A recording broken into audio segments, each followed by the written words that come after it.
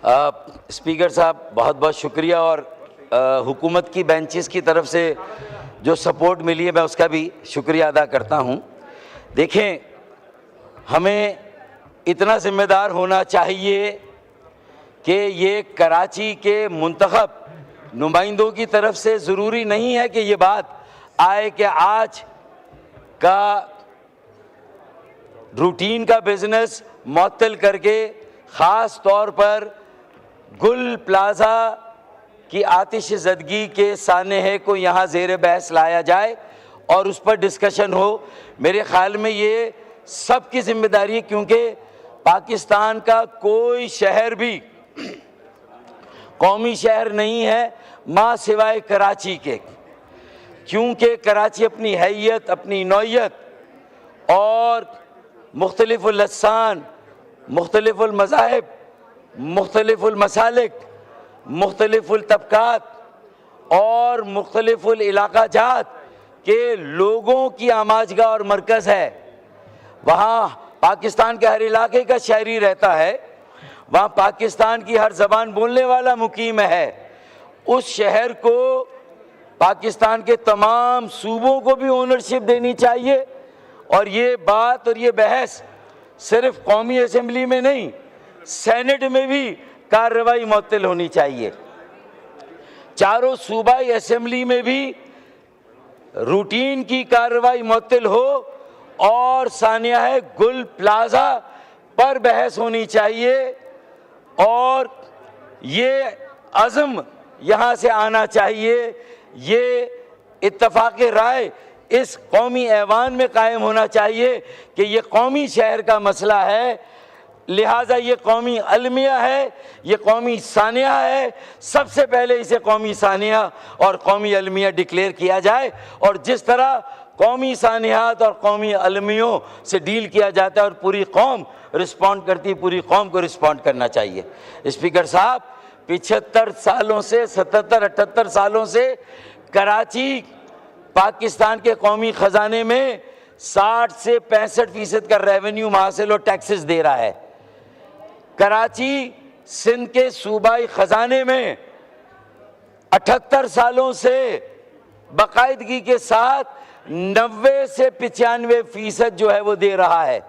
तो ये कराची वालों का हक है, पाकिस्तान के हर शहरी का हक है कि वो हुकूमत सिंध से भी और वफाकी हुकूमत से भी ये सवाल करें कि कराची आपकी तरजीहात में कहाँ पर है। कराची के बुनियादी मसाइल को कौन एड्रेस करेगा और कब वहाँ के बुनियादी मसाइल एड्रेस होंगे। सड़कें वहाँ की टूटी हुई हैं, 90% सड़कें टूटी, बल्कि 95%। वहाँ 2008 से पानी का एक इजाफी कतरा नया पानी नहीं दिया गया कराची को। K4 का पहला मरहला 26 करोड़ गैलन यौमिया इजाफी पानी का मंसूबा 14 साल तक सिंध के वडेरों और जागीरदारों की तहवील में रहा। बड़ी मुश्किल से वहाँ से बाजियाब करा के वफाकी हुकूमत और वापडा के हवाले किया, तब जाके उसमें पेशरफ्त हुई, और अब 75% तो मंसूबा मुकम्मल हुआ है। और इंशाअल्लाह MQM और PMLN की निगरानी में अगले साल कराची के शहरियों को 26 करोड़ गैलन यौमिया इजाफी पानी मिलेगा। ये बातें करने की ताकि लोगों को मायूसी से निकाल कर उम्मीद की तरफ लाया जाए, डिस्पेयर का खात्मा हो, डिस्पॉन्डेंसी का खात्मा हो, ऑप्टिमिज्म और होप को लाया जाए, ताकि मार्काए हक ने, हमारी अफ़वाज पाकिस्तान, हमारे फील्ड मार्शल जनाब आसिम मुनीर ने, जनरल आसिम मुनीर ने, फील्ड मार्शल आसिम मुनीर साहब ने और वज़ीर आज़म पाकिस्तान ने जो 10 मई को जो कुछ हासिल किया, अचीव किया, जो पूरी दुनिया में पाकिस्तान की इज़्ज़त और वक़ार को बुलंद किया, पाकिस्तान के हरे पासपोर्ट की नामूस और हुर्मत को अगले लेवल तक पहुँचाया, तो फिर अगर उसे कायम व दायम रखना उस कामयाबी को, तो साल 2026 मईशत का साल है। मार्काए मईशत की तरफ हमें जाना है, और मार्काए मईशत की बात हो, पूरी दुनिया के दरवाजे खुले, सिविल और मिलिट्री क़यादत पूरी दुनिया के कैपिटल्स में जाए, और 25 करोड़ आवाम के लिए वहाँ मवाक़ों के दरवाजे खुले। हमारे नौजवानों के लिए हुनर सिखा के उन्हें हम पूरी दुनिया में जो मईशत है पूरी दुनिया की, उसमें से हम अपना हिस्सा हासिल करें।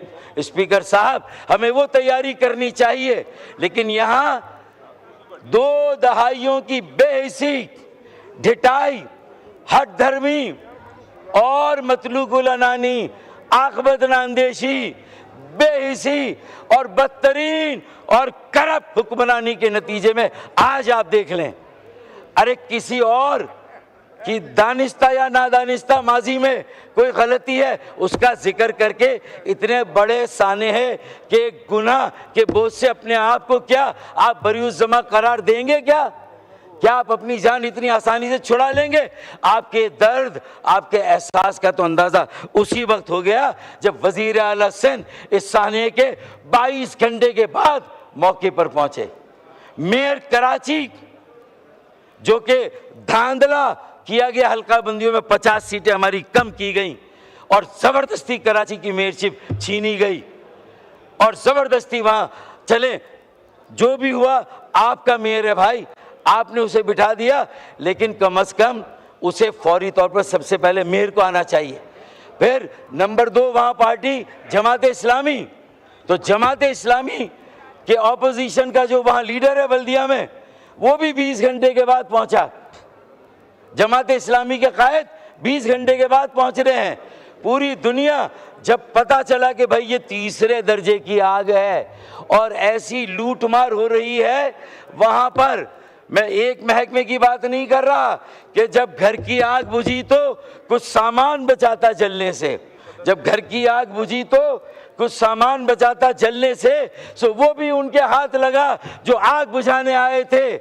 मैं इस अमर और अमल के बावजूद भी फुरकान शहीद को, जिसने आपकी बल्दिया की नामुस की खातिर, मेयर की नामुस की खातिर फायर फाइटर फुरकान ने अपनी जान का नजराना पेश किया। हम ज़बरदस्त खराजे अकीदत पेश करते हैं उस कराची के नौजवान को कि जिसने अपनी जान का नजराना दे के बताया कि वो भी गुल प्लाजा के जो मुतवफ़ीन हैं, जो वहाँ के लोग शोहदा हैं, जो वहाँ के ज़ख्मी उनके साथ है। 80 अफराद अब भी लापता हैं, 40 से ज़्यादा वहाँ पर लाशें मिल चुकी हैं और अरबों रुपयों का नुकसान हुआ है। स्पीकर साहब, किसी ना किसी को तो जिम्मेदारी लेनी होगी, किसी ना किसी को तो उनसे और आवाम से माफ़ी मांगनी होगी। अपने तमाम नाकिस कारकर्दगी और नाअहली और जो नाकामी है इतने सालों की, 3 साल से मेयरशिप है मुर्तज़ा वहाब पीपल्स पार्टी के, जो कब्जा किया हुआ है कराची की बल्दिया पे, उसके पास जो है वो कराची की मेयरशिप है।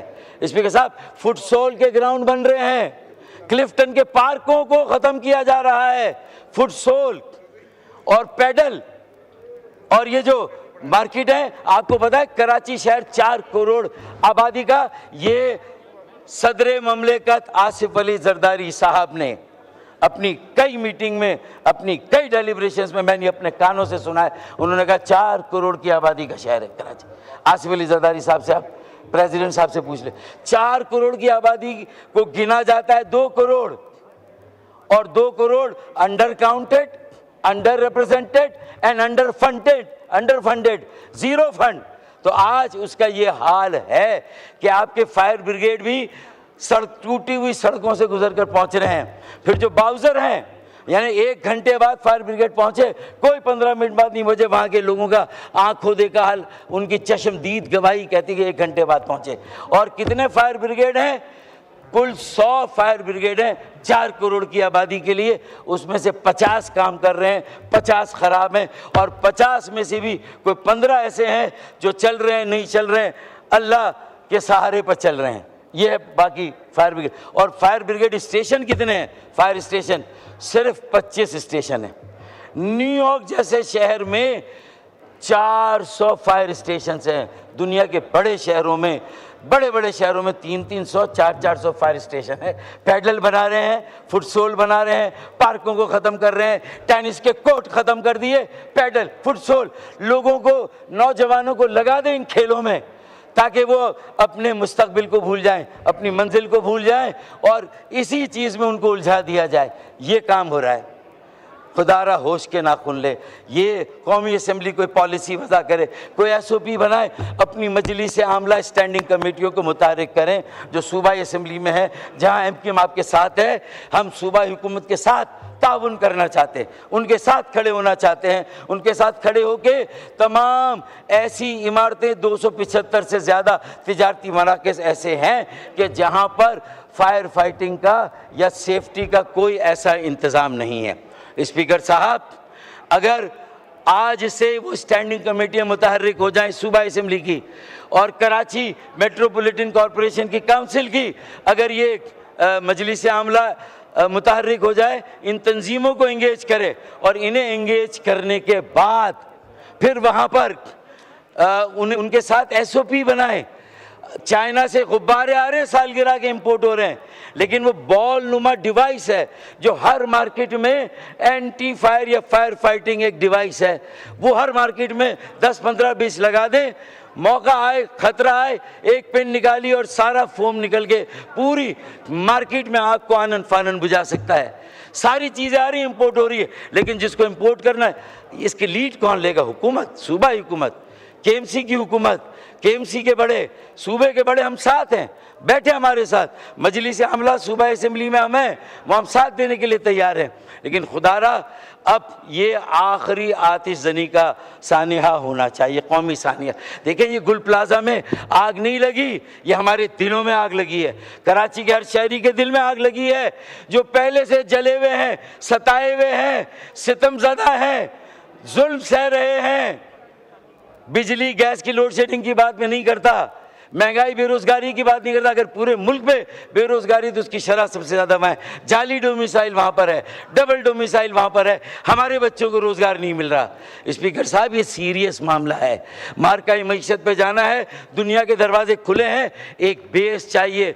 कोई और शहर तरक्की का इंजन, कोई और शहर मईशत का हब और मरकज़ अभी तक उस तरह नहीं बन सका। आए 144 शहरों को ज़ोहरान ममदानी का न्यूयॉर्क बनाते हैं, सादिक खान का लंदन बनाते हैं। उन्हें पुलिस के इख्तियारात, community police, traffic police, small medium enterprises, school, colleges, ये सारे इदारे उन्हें देते हैं।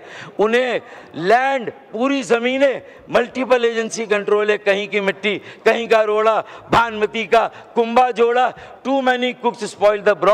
ये मल्टीपल एजेंसी कंट्रोल जो बड़े शहरों में से ख़त्म करना होगा। चाइना का मैजिक क्या है? No democracy, one party rule, communist party rule, empowered local government. Presidential form of democracy America, New York, किसी शहर चले जाएं, empowered local government, empowered mayor, empowered local council. उसके बाद वेस्टमिंस्टर मॉडल चले जाएं UK, वहाँ एम्पावर्ड लोकल गवर्नमेंट है, एम्पावर्ड काउंसिल है। इसी तरीके से जहाँ मोनार्की है, बादशाहत है, UAE, साथ के साथ उनकी जो रियासतें हैं वो खुद मुख्तार और आज़ाद हैं। इलेक्शन नहीं है, डेमोक्रेसी नहीं है, पुलिस अलग है, उनके सारे कवानीन लोकल गवर्नमेंट की तरह। शहर हैं, कोई सूबे नहीं है, कोई रियासत नहीं, शहर है, लेकिन आज़ाद खुद। 144 शहरों को आज़ाद करें। या तो इतनी आबादी हो गई है कि नए सूबे और नए इंतज़ामी यूनिट्स बनाएं। इतनी बड़ी आबादी का बोझ एक वजीर आला, चाहे सिंध का हो, चाहे पंजाब का हो, चाहे KPK का और बलूचिस्तान का भी हो, शायद इतनी बड़ी आबादी का बोझ नहीं सहार सकता, नहीं ले सकता। इतने लाखों स्कूलों का हिसाब, उसका जवाब नहीं दे सकता। ये इख्तियारात मेयर को, टाउन चेयरमैन, तहसील के चेयरमैन, UC चेयरमैन को देने होंगे। स्पीकर साहब, ये फायर फाइटिंग से लेकर ये MKM पाकिस्तान का जो आईनी तरमीमी पैकेज, उसको 28वीं तरमीम का हिस्सा बनना चाहिए। या वो हो और वो भी हो, और उसके साथ साथ नए इंतज़ामी यूनिट्स पे बात हो। इंतज़ामी यूनिट्स बनना, 140 के तहत इख्तियार देना। स्पीकर साहब, ये कोई जोग्राफिया की तकसीम नहीं, अल्लाह ना करे ये मुल्क की तकसीम नहीं, ये इंतज़ामी तकसीम है। स्पीकर साहब, ये वसाइल की तकसीम है, ये इंसाफ की तकसीम है। स्पीकर साहब, ये फैसला करने की, इख्तिदार की ये तकसीम है, लोगों की दहलीज तक उन्हें अपनी तकदीर का मालिक बनाने का अमल है। स्पीकर साहब, इसको सियासत की नज़र ना करें। अल्लाह के वास्ते इस पाकिस्तान को आगे बढ़ने दें, शहर कराची को उसका किरदार अदा करने दें। स्पीकर साहब, ये जो हुकूमतें हैं इन्हें समझाएं कि संजीदा होकर इन मसलों को देखें। एक हमारे पास एक्सपीरियंस है, बोल्टन मार्केट नजर आतिशजनी का वाक़या हुआ था।